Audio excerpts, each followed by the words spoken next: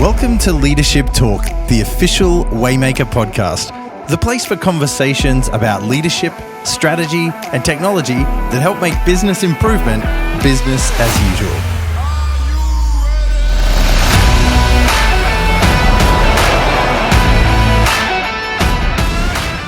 Welcome to Leadership Talk, the official Waymaker podcast. I'm your host, Craig, and with me is CEO and founder of Waymaker, Stuart Leo. How are you, Stu? Yeah, I'm humorous today. You humorous? Now, Stu, before we started recording, you had something to say about this week's episode. This is not fair. This is like when you're out with your mates and then you come home and your mate says, did you hear what he said about to your wife? That's right. It's like, I did.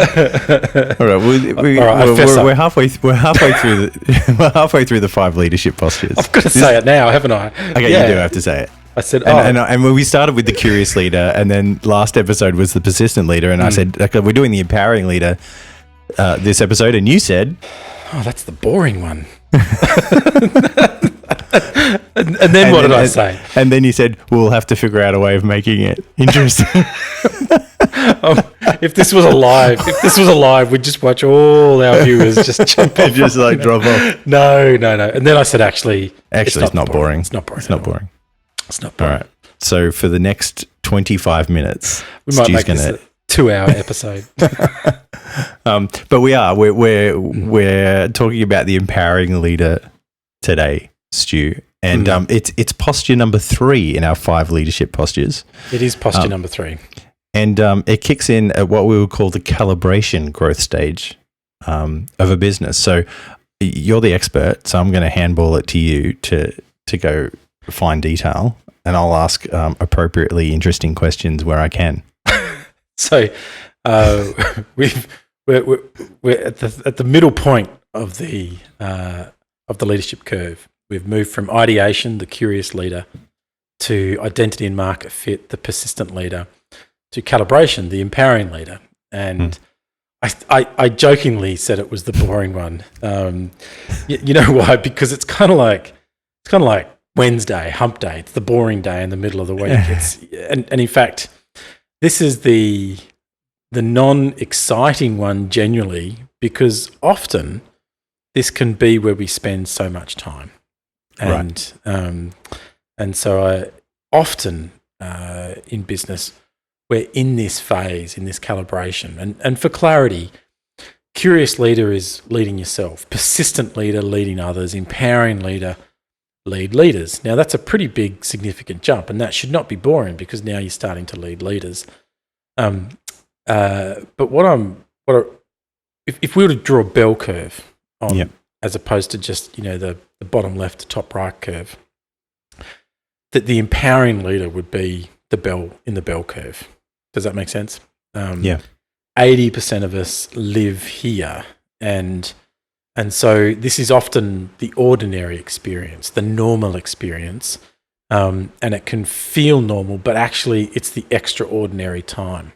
And it's I think where many of us, we get it wrong, or we don't quite understand what we're doing, and so we don't maximize, and we stay in the bell curve. We stay average. And what we've got to do is become ordinary people doing some extraordinary things that mean we break out of the bell curve.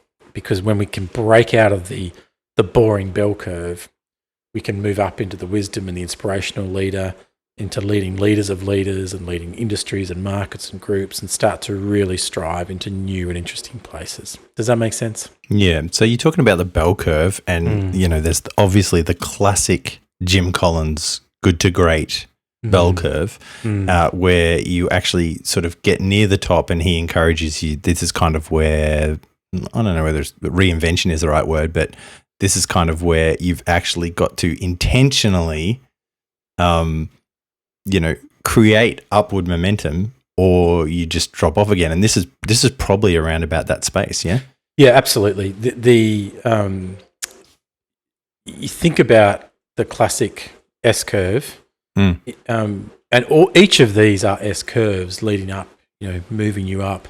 Yeah. But this empowering leader moment is so important and so critical to the future of your organization. It's where so many of the big problems exist. So, we talk about the problem of being stuck. If you're stuck in business, then Waymaker can help you. And we talk about 3 subsets of that stuckness, if I can use that language. 1, spinning wheels, sort of doing lots of things but not effective. Well, a very strong emphasis on alignment and goals and getting clear as a team on where you're going. The second stuckness is the hit the roadblock. I don't know where to go next. That often happens in persistent leader and sometimes an empowering leader. And these aren't, naturally correlated, but it's in the empowering leader that if we don't get this bit right, we create the third kind of aspect to stuckness, which is trapped. Right. Because an empowering leader has had some success. They've found a good idea. They've understood the problem to solve. They've taken that through market fit. They've started to grow the business. They've got some early success. You might have a multi-million-dollar business starting to grow up around you. This is getting exciting. You start to get a bit of payback going on. You move from eating baked beans to going to the Marriott buffet. You're starting to maybe that's not a great analogy. For baked beans. for fancy baked beans. Yeah. You're really starting to get somewhere. But the must-do actions are grouped under the empowering leader as to lead leaders. And so those people, we talked last week in leading others, those people that were on the persistent journey, getting through market fit, they're your future leaders. They're the people that you need to go, gosh, I've got to fire myself from this area. I've got to fire myself from that area. I've got to fire myself from over here. And you've got to be empowering them to be taking over and trusting them. So if you don't do that, the momentum of the business you've built will actually start to come in and up and around you and enclose you. And you'll go, well, I'm having all this wonderful success. You might fall into those bad habits of thinking, wow, I'm the rock star, aren't I cool? Look what I've done. But actually all you're doing is, letting the water come in up and around you because you haven't empowered others to get on this journey with you. You haven't led leaders. You haven't learned how to empower those leaders and to create new leaders. And if you don't do that, then the business is built around you. And that is a horrible, horrible place to be. You will drown. You'll feel like you're drowning. And, if here are some things you might be feeling if you haven't executed. You're in this phase, but you haven't focused on being an empowering leader. Then some things you might feel. You might feel like, man, why do I have to do everything? Man, why can't people do it as good as me? Far out. Why can't that person just get on with their job and do it? Why do I have to keep stepping back into these things? Is this making sense? Now, if you're feeling those things, you're probably doing too many things. You're working too many hours, and you're involved in too many areas of your business. And the sole reason for that is you. Yeah. And that's actually a really hard truth to confront, because this is the first time your capacity to really step up beyond into a new kind of leadership is really being tested in a hard way. And so you may not be acting in the way you need to act and behaving in the way you need to behave. You're probably holding on to what you did last time. You're still living in the role description of the previous phase. And remember, every time you come out of that last phase, you're firing yourself and you're getting a new job description. Yeah. And this job description, the empowering leader, is actually to allow some quality and some effectiveness to slip, because that's an investment in allowing somebody who can only do it 50 or 60% as well as you can to get on and do it. Because in 1 or 2 or 3 months, they'll be doing it maybe as well as you, or maybe better than you. And if you do that with 3 or 4 or 5 people, then you have just released yourself from what used to be 4 or 5 or 6 part-time jobs in your business that, because of the momentum and the growth, have now become 4 or 5 or 6 or 7 or 8 full-time jobs. And if you feel like you're working more than one job in your business, then you are not being an effective, empowering leader. Good. That was a bit of a rant there, wasn't it? No, that was good. Andy Stanley has this line. He says, "Only do what only you can do." Yes. It's kind of like, this is actually the time in our in the gestation of our business, or the growth of our business, that we actually need to start thinking, okay, what are the things that only I can do? Yeah. And then release those other things to other people. Now, when you say that to somebody who's living through this, they will look at you. They will probably swear at you. Yeah, sure. Pick up something and throw something at you. Yep. And then go, what do you mean? So I just let that break? And the answer is, well, no. You just let it break a little bit, enough so the person who's managing that for you can fix it. Yeah. Or maybe, you know what? It doesn't break as bad as you think. Or maybe it doesn't break. Maybe the person that you've entrusted actually does it. And maybe it's not perfect. But you know what? The minute you've given that over and you've started to do what only you can do, then somebody has come in. And so this is that moment where, and I love that, that reference you've brought up from the good Dr. Stanley, because you are forced to really start to take your hands off. And this, you're going to feel like you're letting go of a car that you've been driving, and you'll be like, what do you mean I've got to take my hands off the steering wheel? That's right. You're going to hire a chauffeur. You're going to start hiring other people to sit behind the steering wheel, and you're going to sit in the back, and you're going to be a leader. You're actually going to tell them where you want to go. You're not going to tell them how to get there. You're going to give them, you might say, got to get to the airport. Hey, and I think the bypass is the way to do it. But if they turn around and say, actually, I just heard that the bypass is clogged, let's take the tunnel, then you listen to them and you empower them to get you to where you need to go through their way, because they'll own that. Does that make sense? Yeah.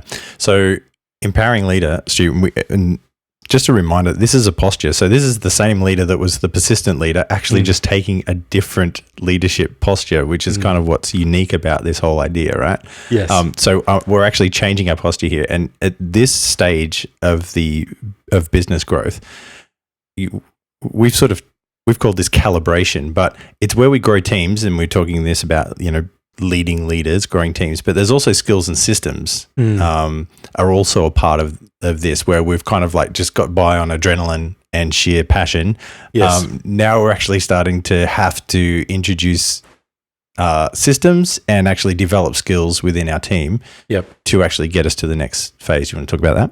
Yeah, I would, because this is the moment where you need to think like an investor. You have to invest in people, you have to invest in skills and knowledge in your business, and you have to invest in systems. You'll have come from this moment where it would have been, let's just hustle and get it done. You'll have come from startup land, ideation land. We need to build a website. Okay, I'll smash out a website. Do you know how to build one? Nah, but I'll go. Not yet. Yeah, that's right. That's the answer. We're going to go and do this. Do you know how to do it? No, but not yet. Because you've just got to live in the phrase of getting stuff done. I'll keep it clean for our podcast listeners.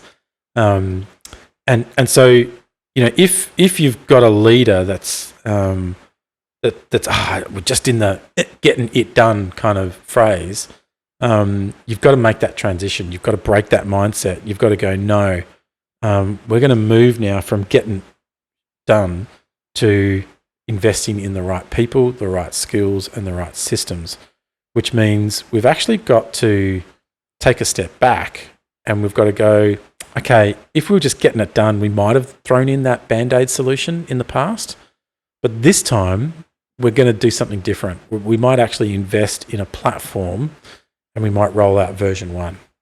And we might go through 5-6 rollouts of versioning as we grow and mature. We're going to start to invest in, and when I say platforms, that doesn't always mean digital or technology. It could be thinking platforms, skills platforms, systems platforms.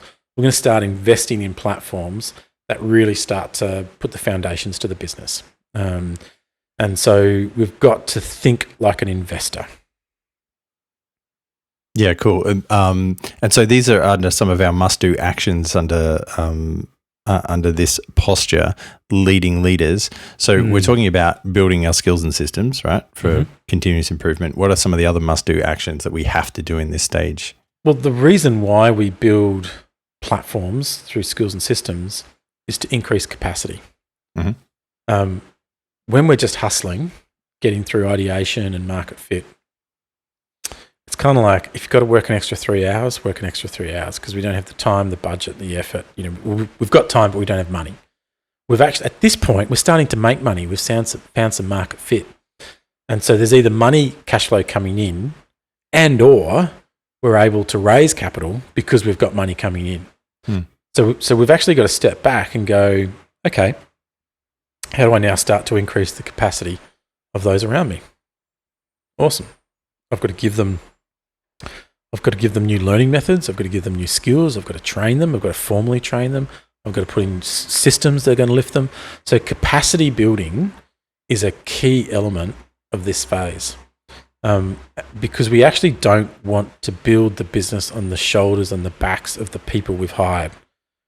We want to build it on the systems and the platforms they control, deliver, and work on, and the skills that they learn and grow in.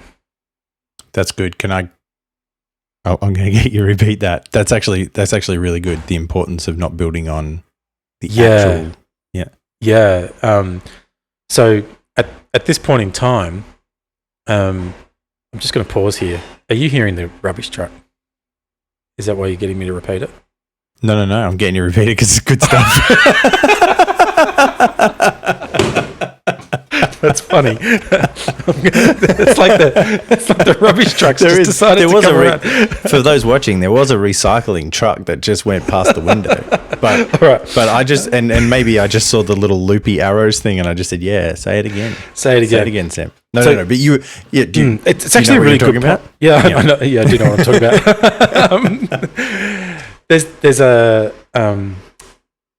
There's a deception we can fall into. That at this point in our organisation journey, that if we continue to build the organisation on the backs of the people with us, then this is when we crush them. This is when people, some of your best friends who you've been working with for 1 or 2 or 3 years turn around and go, "It's not for me. I'm out of here." And you're like, "Why?" I just feel like slave labour. Come on, we're on this journey. Don't you get the vision? This is where we're going. No, you're just crushing me. And so this is the deception moment where if you don't make that shift, people feel like they're going to get crushed because the weight of the organisation is sitting on their back, not on the systems and the platforms that you've invested in. It's like when you're climbing a mountain, and I'm no mountain climber expert. Thank you for that endorsement. But I did love doing this as a much younger man. And as you're climbing up the mountain, and you're putting in, I'm going to sound so ignorant. You get the little metal wedges that go in the cracks of the rock, and you bang them in, and it holds them. And you climb up a bit more, and your rope goes in that, and you go up to the next one, and they're like crisscrossing up the cliffside. And if you fall, the first one may not hold because of the pressure, but the second one might. Like, it's not going to be a domino effect, So you've got this scaffold, this platform that's been emerged as you climb up the mountain, and at this point, it's so important that you build the business not on the backs of the people you love and you've been working with, but on the platforms and the knowledge and the systems that allow you to increase the capacity of people. Because as you increase that person's capacity, you release them into leadership so that they can increase the capacity of others, and you start snowballing capacity building, not break back work. Brilliant. Excellent. So can we talk about some of the rewards of when this is achieved successfully? Yeah, this is our favorite saying here is achieving more by doing less. We love that. This is the moment when you start achieving more by doing less. This is one of the biggest rewards. I mean, outside of cash flow coming in or capital coming in, you get this achieved. It's like, how did we do that? We were 5 people this time last year, but we've done so much more. Okay, because we've actually worked on our thinking, our skills, our systems. That's the big one. Second is you actually start the scale journey. You start hang on, this is getting some momentum. And momentum is your best friend right now. You are a snowball rolling up the hill, so to speak. And I mean that literally, even that sounds wrong because you've got momentum moving up. So you're going to start the scale journey. It's still going to be bumpy, but you've started the scale journey. So if you don't invest in those skills and systems, you'll blow up. You'll start to blow up. You'll just be laying down hand grenades everywhere. The other big thing here is because you're empowering others, you're saying, hey, Craig, I love what you're doing. I want you to take over this role or this function of the organization. I'm going to teach you how to do it, and then I'm going to step away. You actually start building team belonging, and you're really starting to help people own their thing, and they're going to love it because it's like, this is my thing now. I've got my sense of ownership in this business, in what I'm doing. So you're going to start to really build deeper belonging. And one of the big wins is going to be transparency, honesty, and trust. And because you're going to have this ability to not get caught up in, they're doing their thing and I'm doing my thing. I'm not going to talk. No, it's the transparency of what's going on. How can I help you? How can you help me? I know you're doing that. I'm doing this, but we're all working together. And so this empowering moment, you as the leader, this posture, it feels so unnatural to take your hands off the wheel. But you've got to take your hands off the wheel. You've got to start putting other people in the driver's seats, and you've got to start stepping back. And it will feel bumpy when they are learner drivers and provisional drivers and miss turns and run over potholes, and that's okay. Your job is to make sure that they don't kill themselves or the others around you and make too much damage. But the trade-off is you've created another driver. And if you can create another driver, fantastic. You've now got more cars on the road. I better stop on that analogy right there. I just think about the momentum thing, and because we've found market fit in the previous growth stage, so there is momentum.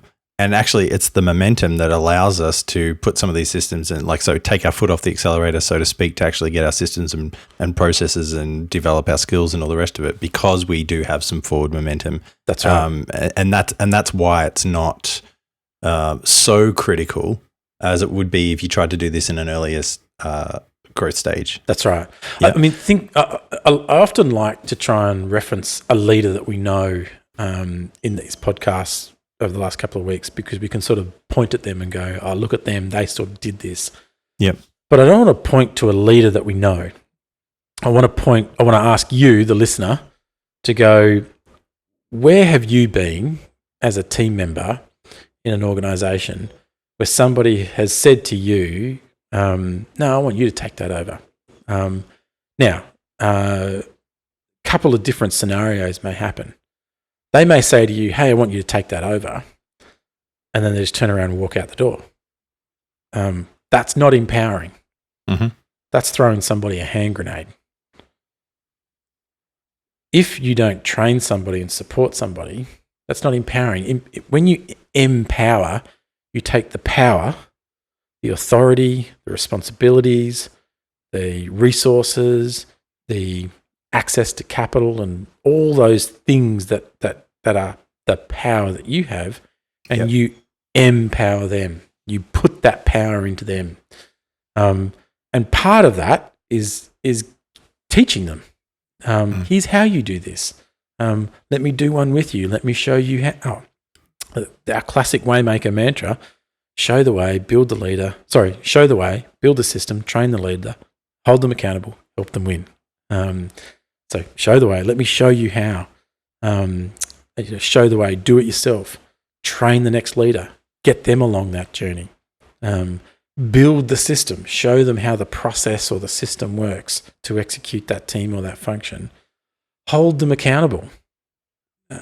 Empowerment doesn't mean, hey, I've given up my power. No. I've empowered. I've given you power. I've given you responsibility. You're there to steward it and look after it and be responsible for it and be accountable back to me because I've given you that. I've empowered you. And so I'm going to hold you accountable. And where you fall short, I'm going to support you because I'm going to help you win. Because if you win, I win.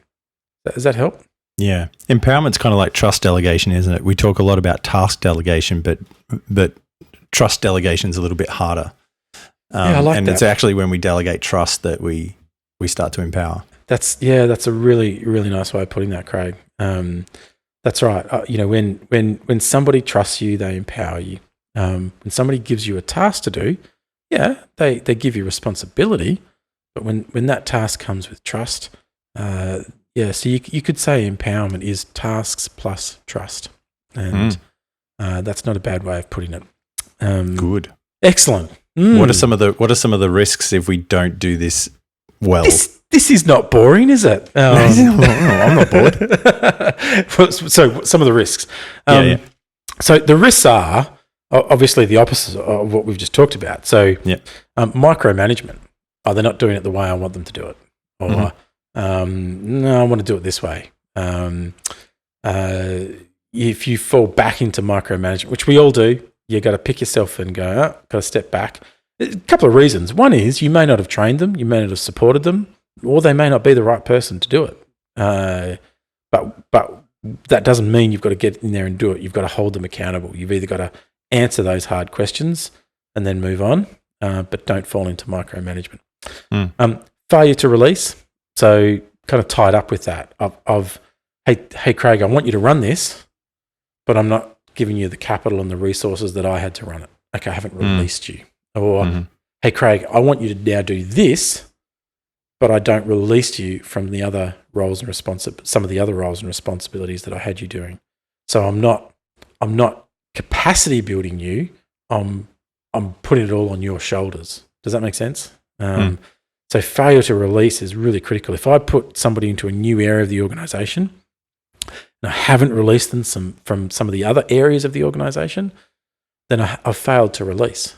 And all I'm doing is increasing the weight on their shoulders, not increasing the capacity of the organization. Unclear boundaries, that's the holding the accountable piece. If I've empowered you, but I haven't told you how I should be holding you accountable, which should be through goals and outcomes or objectives and key results, then we don't have clarity.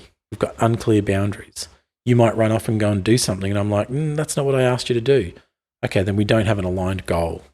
So clarity of goal, clarity of outcomes, super critical as part of our empowerment release. And then a poor culture of inaction and hesitancy.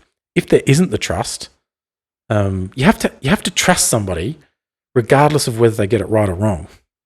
Because if they get it wrong and you come down on them like a ton of bricks, what are they going to do next time? They're not going to back themselves. They're not going to back themselves. They're not going to take the action that you want them to take. They're not going to take those small risks. They're not going to move forward. So if we don't build a culture of trust and openness and transparency and clear accountability, and I know what's worth getting a ton of bricks coming down on me for versus what's not, then I'm not going to know where to stand. I'm not going to know how to. I'm just going to kind of hide in my corner and do what I need to do and duck and weave. And that's not empowering. We haven't empowered that person. So we've got to get to that point where we're avoiding these risks and we're not falling back into old habits of getting our hands too dirty and failing to release and setting unclear boundaries and just hustling. We've got to get on with empowering others. It's good. Stu, we do need to wrap up, but let's quickly talk about some of the learning outcomes from this posture of empowering leadership. You'll learn 4 big things. Mm-hmm. The first is you'll learn to hire well. So hiring well isn't just about this gut knowledge of, they're a good fit, let me get them on the bus. Now, hiring well is writing a really good role description with really clear roles and responsibilities, with really clear goals and outcomes, and a really clear structure of what they're there to do. You'll learn to hire well. You'll also learn, as part of that, to onboard and grow well. So, in these first few stages of ideation and market fit, hiring well is just getting somebody in a chair next to you that's going to believe enough in the journey to get something done. That's what hiring well means. Can I get a body around me? But hiring well in this phase is not that. It's actually about going, I got to get the right person in the right seat, doing the right things in the right way, and I've got to release them. That's hiring well.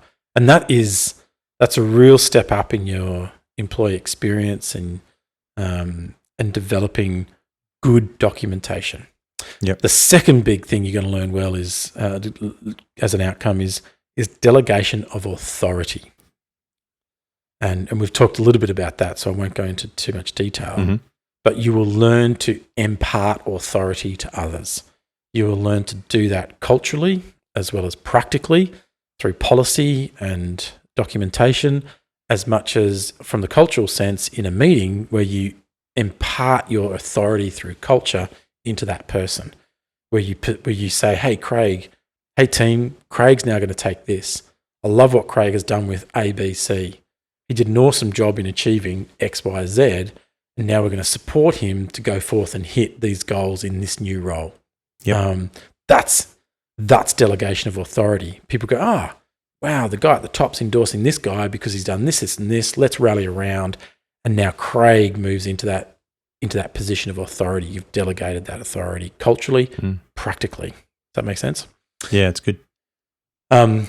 Thirdly, which is tied in with this, you're going to really learn strong goal architecture, which is going to increase your skills and abilities in risk management. So you'll get really good at good goals, good outcomes, managing those goals and outcomes, which is about risk management. You're going to learn which goals are at risk, which are not. You're going to learn who needs support, who doesn't. And you're actually going to start to reduce risk through proactivity, not through committee. And lastly, one of the great outcomes as a leader is you'll move from leader as doer to leader as coach.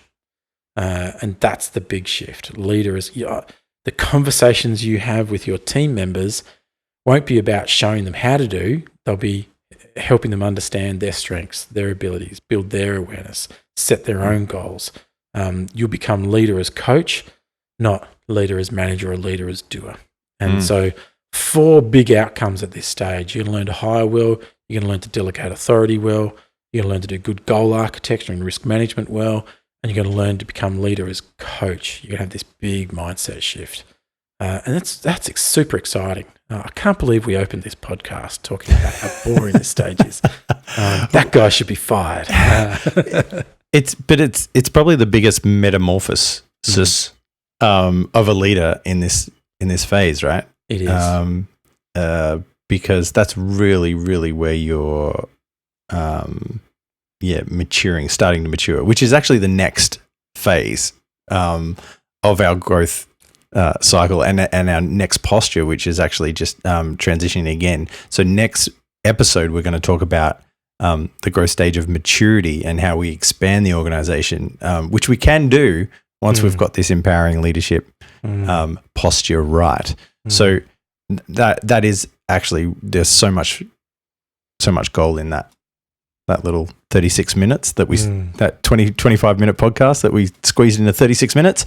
There is some gold. There is some gold, and I think to summarize, if you're feeling like you're doing everything, if you're feeling like you can't release to others, and if you're feeling frustrated and drowning, then it's possible that you haven't learnt the art of empowerment. And take a big step back, take a deep, big breath, and dive into some empowerment. And you might just be surprised what happens. It's good, Stu. Like, we actually, last season, we always ended our podcast with how to achieve more by doing less. And then we've changed it, this just to mix things up a little bit, to making business improvement business as usual. But this episode was all about how to achieve more by doing less. So, which does make business improvement business as usual. Business as usual.